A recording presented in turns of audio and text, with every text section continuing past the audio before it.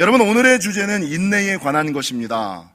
인내라는 것은 참을 인자에 견딜 내자를 써서 괴로움이나 어려움을 버티고 참고 견디는 것, 괴로움이나 어려움 따위를 참고 견디는 것, 이걸 인내라고 합니다.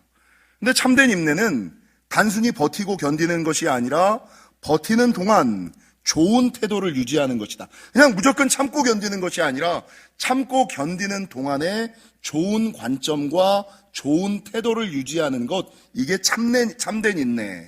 더 나아가서 참된 인내는 참을 수 있는 것을 참는 것이 아니라 참을 수 없는 것까지도 참는 것.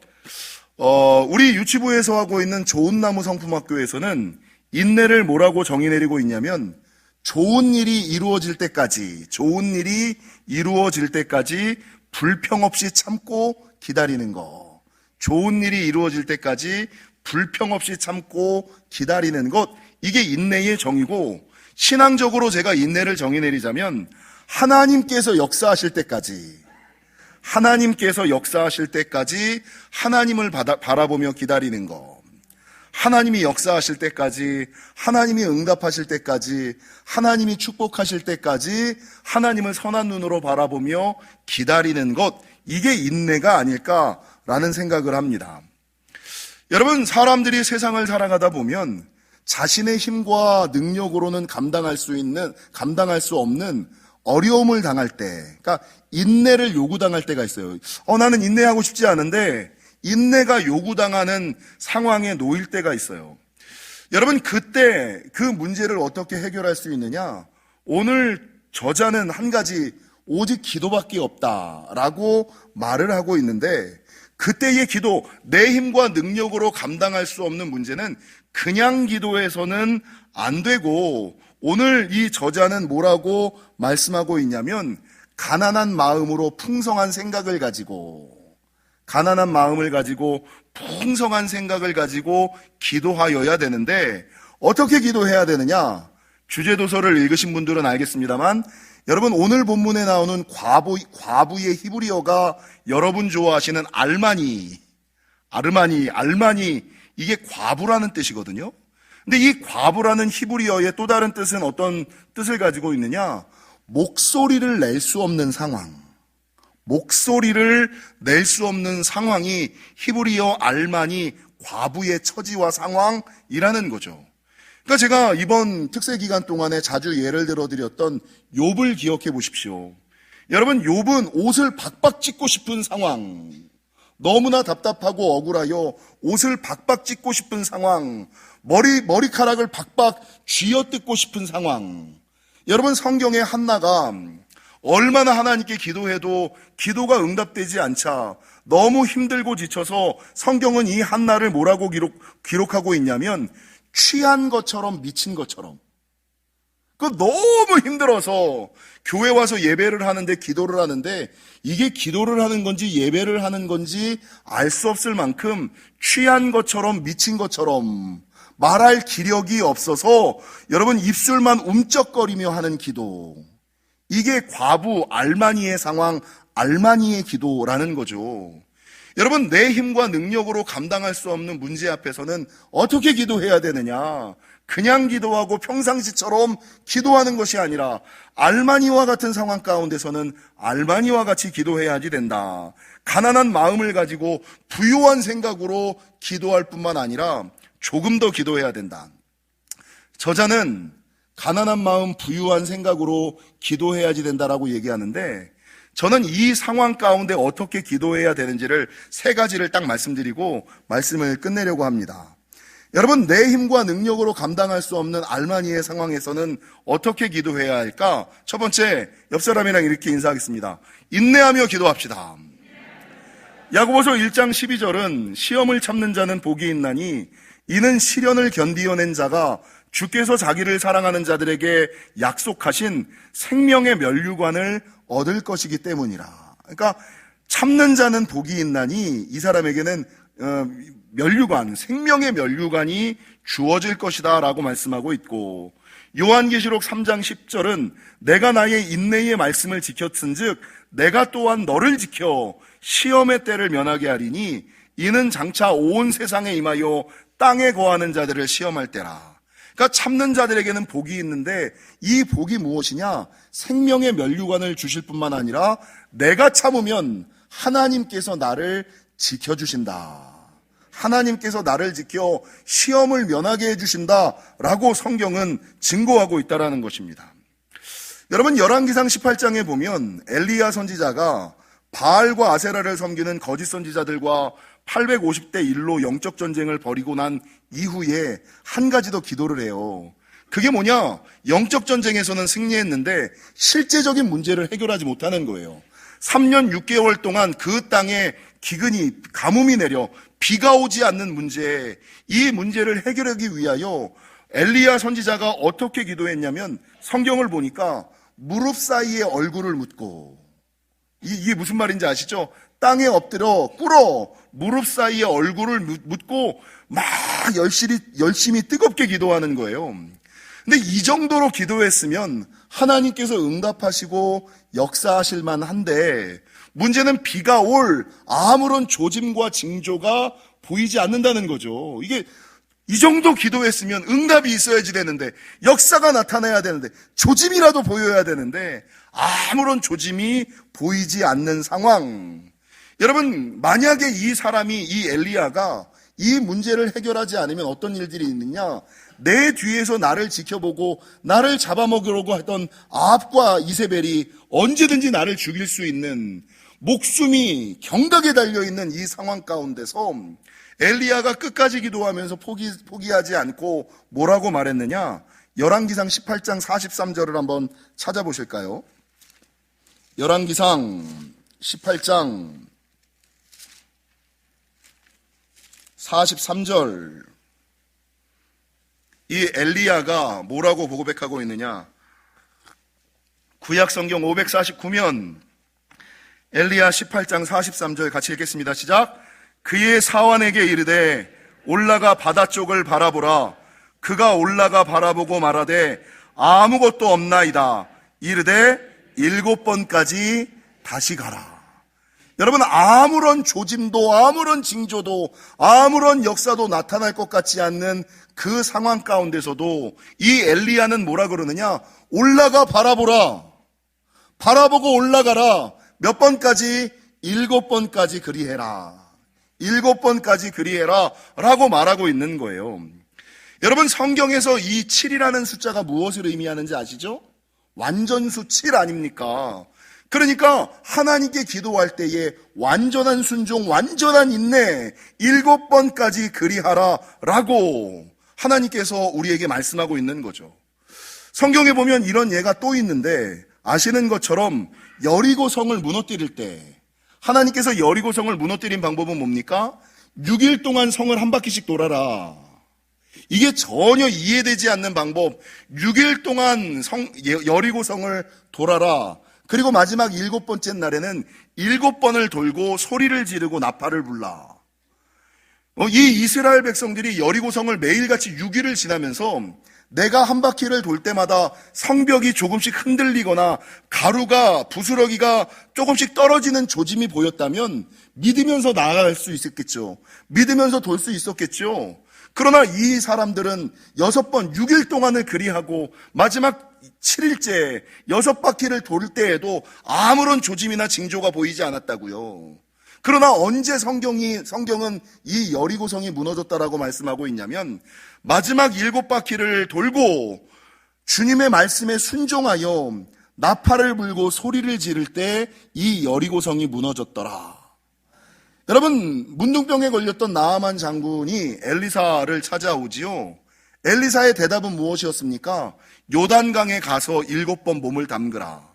한 번 들어갔을 때 조금 피부가 부들부들해지고, 2번 들어갔을 때 여러분 반점들이 사라지고, 3번 들어갔을 때 새살이 돋아나고, 이런 조짐과 징조가 보였으면 누구나 다 순종할 수 있었지요.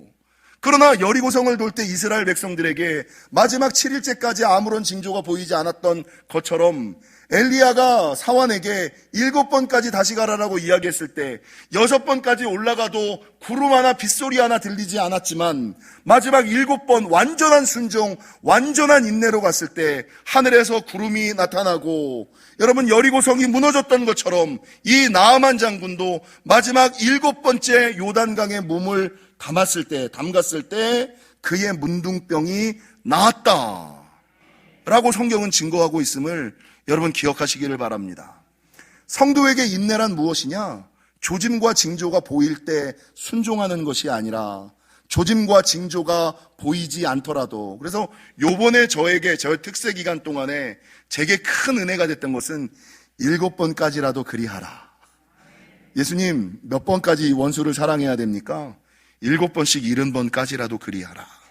7번까지라도 다시 가라 라고 주님이 말씀하고 있음을 기억하시고, 위기의 순간에는 끝까지 인내하며 기도하시는 저와 여러분이 되시기를 주님의 이름으로 간절히 축원합니다. 여러분, 두 번째, 알마니와 같은 상황에서는 어떻게 기도해야 될까? 첫 번째가 인내하며 기도하라고 말씀했다면 두 번째는 신뢰하며 기도하셔야지 돼요. 옆 사람이랑 인사하겠습니다. 신뢰하며 기도합시다.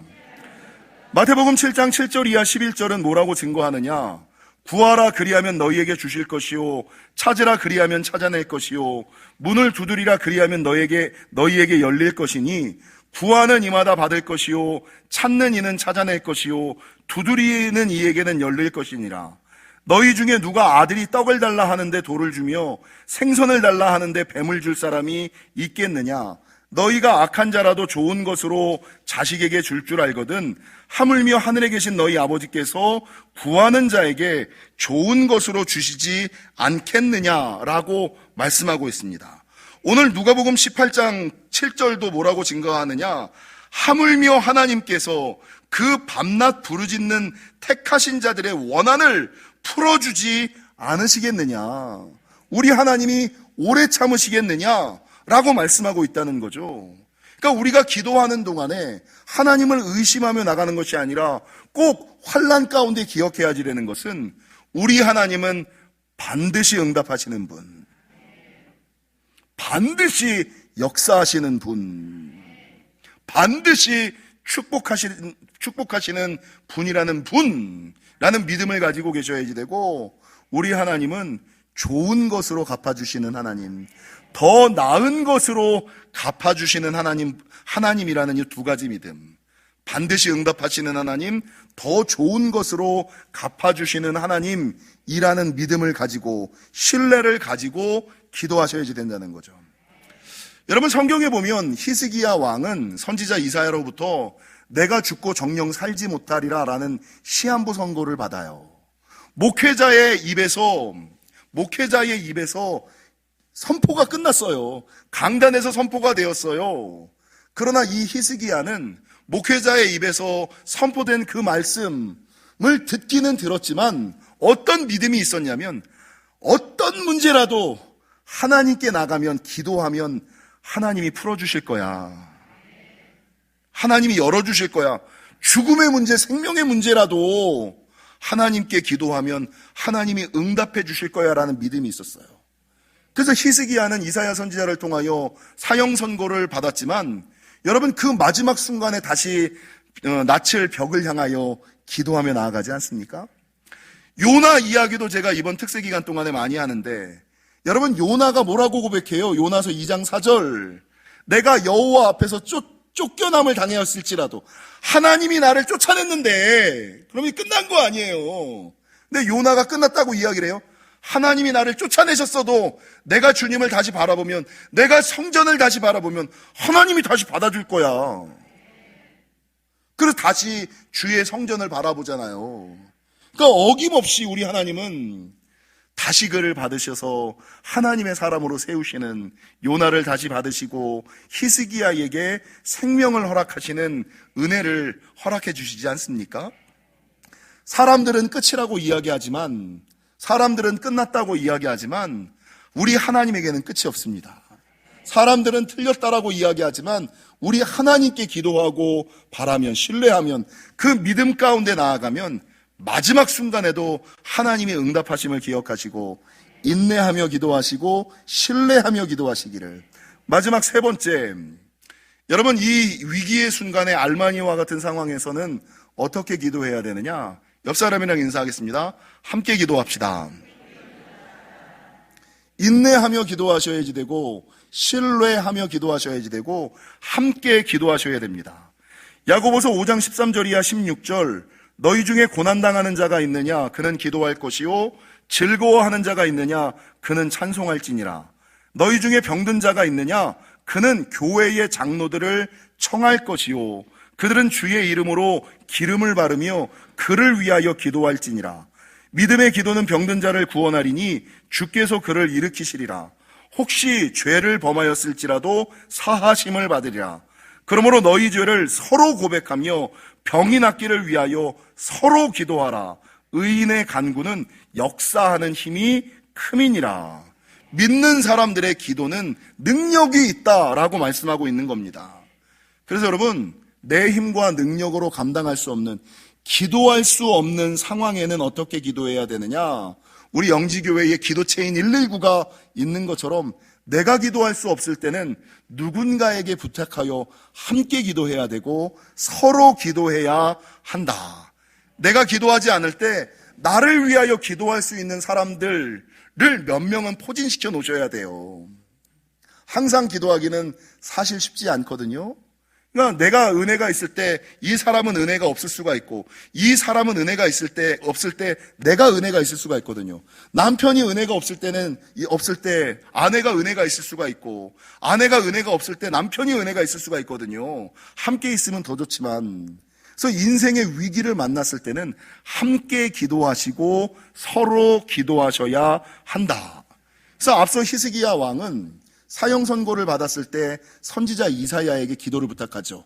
장로들에게 청할 것이요 서로 기도하라. 저리를 위해서 기도해 주세요. 여러분, 기도 부탁은 부끄러운 게 아닙니다. 최고의 문제를 해결하는 첫걸음이 기도를 부탁한, 장로들에게 청할 것이요 서로 기도하라.